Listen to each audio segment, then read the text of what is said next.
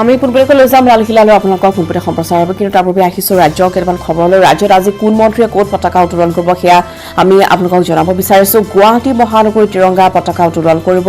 মুখ্যমন্ত্ৰী সৰ্বানন্দ সোণোৱালে আৰু মৰিগাঁৱত মন্ত্ৰী ডক্টৰ হিমন্ত বিশ্ব শৰ্মাই পতাকা উত্তোলন কৰিব শিৱসাগৰত মন্ত্ৰী চন্দ্ৰমোহন পাটোৱাৰী মংগলদৈত মন্ত্ৰী নৱ কুমাৰ দলে পতাকা উত্তোলন কৰিব শিলচৰত আজি মন্ত্ৰী পৰিমল শুক্লবৈদ্য বৰপেটাত মন্ত্ৰী সিদ্ধাৰ্থ ভট্টাচাৰ্যৰ পতাকা উত্তোলন কৰিব ওদালগুৰিত পতাকা উত্তোলন কৰিব ৰিহন দৈমাৰীয়ে ডিব্ৰুগড়ত মন্ত্ৰী যোগেন মোহনে পতাকা উত্তোলন কৰিব লগতে কোকৰাঝাৰত মন্ত্ৰী প্ৰমীলা ৰাণী ব্ৰহ্ম গোলাঘাটত অতুল বৰা যোৰহাটত মন্ত্ৰী কিশোৰ মহন্ত গোৱালপাৰাত ফণীভূষণ চৌধুৰী তেজপুৰত মন্ত্ৰী ৰঞ্জিত দত্ত আৰু ধেমাজিত সঞ্জয় কিষাণে পতাকা উত্তোলন কৰিব আনহাতে বঙাইগাঁৱত পতাকা উত্তোলন কৰিব চন্দন ব্ৰহ্মই নগাঁৱত পিয়ুষ হাজৰিকাই হোজাইত মন্ত্ৰী চুমু ৰংহাং আৰু বাক্সাত মন্ত্ৰী ভৱেশ কলিতাই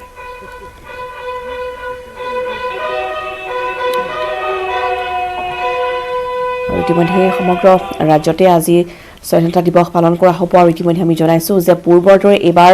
সেই জাকজমকতা নাথাকিব যিটো কৰোনা মহামাৰীৰ বাবে খুব কম সংখ্যক লোকৰ উপস্থিতিতহে স্বাধীনতা দিৱসৰ কাৰ্যসূচী আয়োজন কৰা হৈছে কোনো ধৰণৰ সাংস্কৃতিক অনুষ্ঠান আজি অনুষ্ঠিত নহয় কিন্তু ইতিমধ্যে আমি জনাইছোঁ যে ৰাজ্যত কোনগৰাকী মন্ত্ৰীয়ে ক'ত পতাকা উত্তোলন কৰিব আৰু তাৰ বাবে সমগ্ৰ গুৱাহাটী মহানগৰীকে আদি কৰি সমগ্ৰ ৰাজ্যতে কটকটীয়া নিৰাপত্তা বাছনি গঢ়ি তোলা হৈছে যাতে কোনো ধৰণৰ অপ্ৰীতিকৰ পৰিস্থিতিৰ উদ্ভৱ নহয় গুৱাহাটী মহানগৰীত এইবাৰ লতাশিল জজ খেলপথাৰত পতাকা উত্তোলন কৰা হ'ব পূৰ্বতে দেখিবলৈ পোৱা যায় যে খানাপাৰাত পতাকা উত্তোলন কৰা হয় কিন্তু এইবাৰ বহুকেইটা বছৰ পিছত জজ খেলপথাৰত পতাকা উত্তোলন কৰিব মুখ্যমন্ত্ৰী সৰ্বানন্দ সোণোৱালে ইতিমধ্যে আমি দেখুৱাই আছিলোঁ জজ খেলপথাৰত কেনেধৰণে আয়োজন কৰা হৈছে কেনেধৰণৰ নিৰাপত্তা গঢ়ি তোলা হৈছে সমান্তৰালভাৱে মৰিগাঁৱত মন্ত্ৰী ডক্টৰ হিমন্ত বিশ্ব শৰ্মাই পতাকা উত্তোলন কৰিব শিৱসাগৰত পতাকা উত্তোলন কৰিব মন্ত্ৰী চন্দ্ৰমোহন পাটোৱাৰীয়ে আৰু মংগলদৈত মন্ত্ৰী নৱ দলে পতাকা উত্তোলন কৰিব শিলচৰত মন্ত্ৰী পৰিমল শুক্লবৈদ্য বৰপেটাত মন্ত্ৰী সিদ্ধাৰ্থ ভট্টাচাৰ্য ওদালগুৰিত ৰিহন দৈমাৰী আৰু ডিব্ৰুগড়ত মন্ত্ৰী যোগেন মোহনে পতাকা উত্তোলন কৰিব আৰু এই মুহূৰ্তত আমি নতুন দিল্লীৰ পৰা পুনপেটীয়া সম্প্ৰচাৰ আপোনালোকক দেখুৱাইছোঁ য'ত লালকিল্লাত গৈ উপস্থিত হৈছেগৈ প্ৰধানমন্ত্ৰী নৰেন্দ্ৰ মোদী আৰু পতাকা উত্তোলন কৰিব তেওঁ ইতিমধ্যে ৰাজঘাটত তেওঁ জাতিৰ পিতা মহাত্মা গান্ধীৰ তাত শ্ৰদ্ধা নিবেদন কৰি আহিছে আৰু এই মুহূৰ্তত আমি লালকিল্লাৰ পৰা দেখুৱাইছোঁ পোনপটীয়া সম্প্ৰচাৰ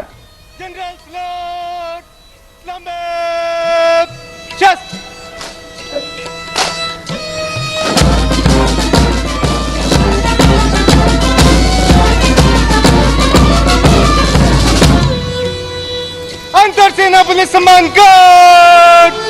बजट चस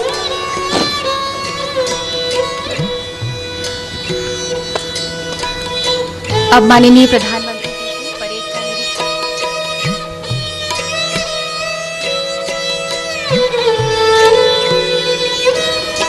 श्रीमान अंतर सेना पुलिस सम्मान गार्ड आपके निरीक्षण के लिए हाजिर बड़ी ही The Guard Commander Lieutenant Colonel Gaurav S. Yuvalkar requesting the Prime Minister to inspect the ready Guard of Honor. And as the inspection starts, the band positioned there will strike up a slow march.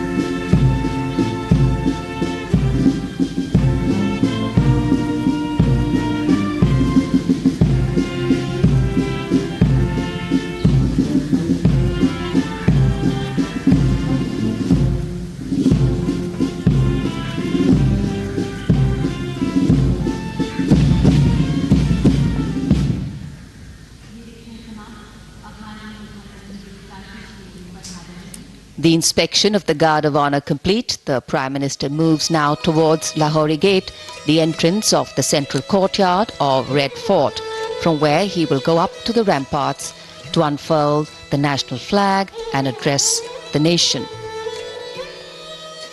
सम्मान गारद का निरीक्षण करने के बाद माननीय प्रधानमंत्री लाल किले की प्राचीर की ओर प्रस्थान कर रहे हैं। लाल किले का भव्य और विशाल लाहौरी दरवाजा, जो कई ऐतिहासिक घटनाओं का साक्षी रहा है, 41 फीट ऊंचा और 24 फीट चौड़ा लाहौरी गेट। यहीं से प्रवेश करने के बाद प्राचीर पर जाने के लिए सीढ़ियां हैं। अब तो यहां लिफ्ट भी है। पहले जब लाल किला बनवाया गया था तब प्राचीर यहां नहीं थी, इसे बाद में बनवाया गया। The country today is celebrating and participating in one more celebration of a day that holds in its memory and legacy the power and responsibility that comes with freedom, the life force of democracy. The Prime Minister will now go up the lift to the first level of the ramparts. And as the Prime Minister will once again address the nation, the country's response and participation to the changing domestic and international dynamics will be foregrounded.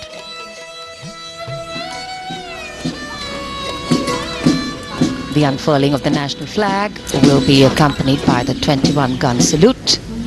presented by the gunners of the elite 2233 Field Battery Ceremonial, under the command of Lieutenant Colonel Jitendra Singh Mehta.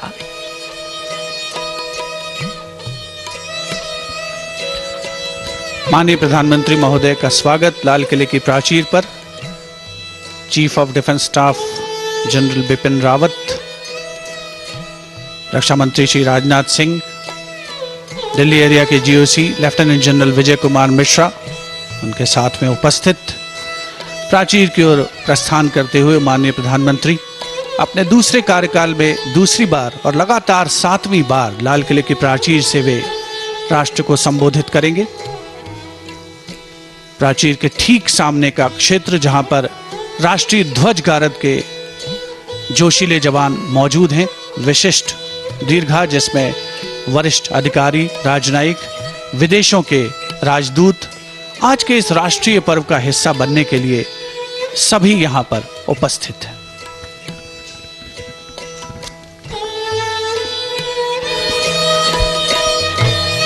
India is not just a nation state. It has always stood out as an example of making the seemingly impossible become possible. लाल किले के सामने सर्वधर्म संभाव की तस्वीर,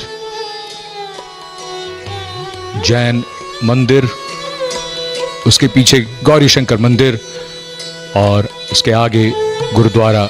Sisganj. Faith, belief, trust, tradition. लाल किले के बाईं ओर Jama Masjid.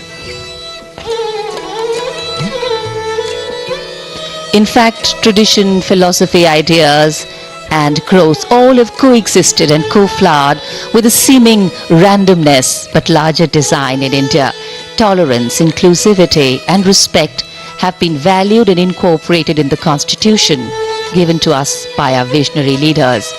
Dissent has made us progress. Collaboration has helped us grow, and belief in our nationhood has kept us together.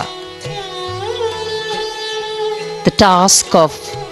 freedom and the taste of freedom rests sweet on days of celebration. Defence Minister Shri Rajnath Singh.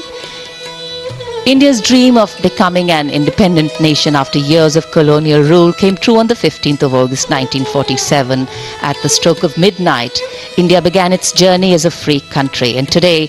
as the largest democracy in the world, we are positioned and poised to continue forward. आज के समय में बदले हुए व्यवहार से हम corona का मुकाबला कर रहे हैं। ये न्यू नॉर्मल है, नया सामान्य व्यवहार। आज के समय में ये बदला हुआ व्यवहार बेहद जरूरी है। मुश्किलें सदा नहीं रहती, उनकी सीख रह जाती है। ऐतिहासिक लाल किला और उसकी प्राचीर, जहां से कुछ ही देर में माननीय प्रधानमंत्री প্ৰচাৰ ইতিমধ্যেই তাত উপস্থিত হৈছে গৈ প্ৰধানমন্ত্ৰী নৰেন্দ্ৰ মোদী আৰু সামৰিক অভিবাদন তেওঁ ইতিমধ্যে গ্ৰহণ কৰিছে আমি দেখুৱাই আছোঁ পোনপটীয়াকৈ আৰু ইতিমধ্যে তেওঁ পুৱাৰ ভাগতে উপস্থিত হৈছিল ৰাজঘাটত গৈ তেওঁ জাতিৰ পিতা মহাত্মা গান্ধীক আজি শ্ৰদ্ধা নিবেদন কৰিছে তাৰপিছতেই তেওঁ আহিছে বৰ্তমান লালকিল্লালৈ য'ত আৰু কেইটামান ক্ষণৰ পিছতেই তেওঁ পতাকা উত্তোলন কৰিব আৰু দেশবাসীক সম্বোধন কৰিব সমগ্ৰ দেশবাসী আজি উৎকণ্ঠাৰে বাট চাই আছে যে প্ৰধানমন্ত্ৰীগৰাকীয়ে আজি কি ভাষণ বা কি ভাষ্য দিয়ে সমগ্ৰ দেশবাসীক আৰু ইতিমধ্যে এখন আত্মনিৰ্ভৰশীল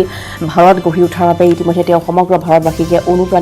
অনুপ্ৰাণিত কৰি আহিছে বিগত সময়ছোৱাত তেওঁ যিসমূহ মন্তব্য প্ৰকাশ কৰিছে বহুকেইখন আঁচনিও ইতিমধ্যে গ্ৰহণ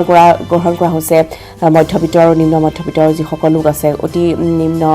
মধ্যবিত্তৰ যিসকল লোক আছে তেওঁলোকৰ বাবে গ্ৰহণ কৰা হৈছে বহুকেইটা আঁচনি আৰু লগতে ছাত্ৰ ছাত্ৰী শিক্ষা বা অৰ্থনৈতিক ক্ষেত্ৰত আগবাঢ়ি যোৱাৰ বাবে বহুকেইটা পদক্ষেপ পূৰ্বতে ইতিমধ্যে প্ৰধানমন্ত্ৰীগৰাকী গ্ৰহণ কৰি আহিছে আৰু ইতিমধ্যে আমি জনাইছোঁ যে আজি কোনো ধৰণৰ সাংস্কৃতিক অনুষ্ঠান অনুষ্ঠিত নহয় সকলোৱে যি সামাজিক দূৰত্ব সেয়া বৰ্তাই ৰাখি অতিথিসকলে তাত অংশগ্ৰহণ কৰা পৰিলক্ষিত হৈছে সকলোৱে দূৰত্ব বৰ্তাই ৰাখিছে আৰু আজি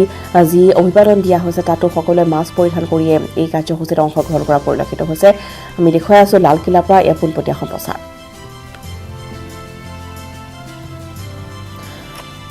আৰু ইতিমধ্যে আমি জনাওঁ যে ৰাজ্যত কোন মন্ত্ৰীয়ে ক'ত পতাকা উত্তোলন কৰিব আজি গুৱাহাটী মহানগৰীৰ আজি